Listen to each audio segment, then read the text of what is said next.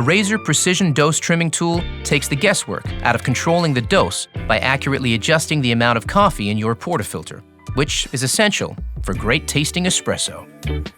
The rebate design of the razor precisely controls the gap between the tamped coffee and the shower screen, which is critical to achieving an even, balanced extraction. After grinding fresh coffee into the portafilter, remove and tap around its edges to distribute the grounds evenly, or gently tap it onto the countertop before tamping downwards, level and firmly, just like this. Insert the blade of the razor into the bed of the ground coffee. As you turn the portafilter on its side, twist the razor in one clean motion, trimming off the excess coffee into your knockbox. The razor levels the tamp to be parallel with the rim of the filter basket. So, if you've tamped on a slight angle, that can create an uneven extraction. It solves this problem too.